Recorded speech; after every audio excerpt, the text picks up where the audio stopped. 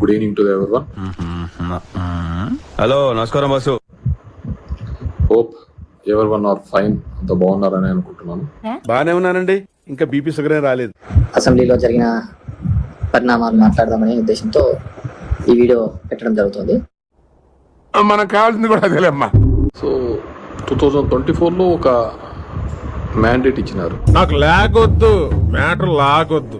ఈవీఎంల వల్ల అనేది ఉంది. 49 lakh ఓట్స్ మ్యానిపులేట్ అయినాయని. ఇంకోసారి ఈవీఎంల వల్ల అనేది ఉంది. 49 lakh oats manipulate అయినాయని.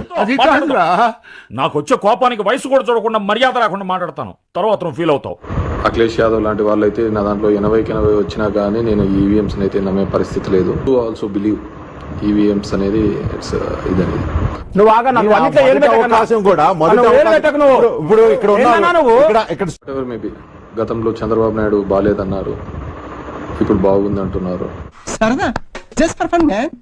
Electronic devices అనేది మేనేజ్ చేయొచ్చు, మ్యానిపులేట్ చేయొచ్చు అనే దాని మీద నేను పూర్తిగా నమ్ముతాను. అమ్మఒడిని కావచ్చు తీసేసి అవన్నీ తీసేస్తున్నాడు అని చెప్పి నీచులు ఎప్పుడు నీచంగానే మాట్లాడతారు. రావు గారు, మీకు తెలియదే ఉంది. మీరు కానీ డోంట్ ఎక్స్పెక్ట్ అద్భుతాలన్నీ అప్పుడే జరుగుతాయని కూడా మనం అనుకోవు. ఆహా, ఏం నాలెడ్జ్రా బాబు నీది. We have to give them time. ఈ ఇయర్ ఎండ్ వరకు కూడా టైం ఇవ్వాలి. ఎందుకంటే వాళ్ళు సంపద సృష్టించి కదా తర్వాత ఇస్తామనేది, ముందైతే ఇస్తామనేం లేదు. ప్రభుత్వం అనేది, గవర్నమెంట్ అనేది అడ్మినిస్ట్రేషన్ చేయాలి కానీ వ్యాపారాలు చేయకూడదు. దాంట్లో 2 బిగ్ మిస్టేక్స్ వచ్చి, ఒకటి ఇసుక మందు. బిగ్ మిస్టేక్స్ వచ్చి, ఒకటి ఇసుక మందు. ఆ 2 ఏదో అనుకున్నాను కానండి, అమ్మో మామూలు విషయం కాదు, చాలా గొప్ప. ఇసుక మందు ఆ 2 వ్యాపారాలు గవర్నమెంట్ చేయాల్సిన వ్యాపారాలు కాదు.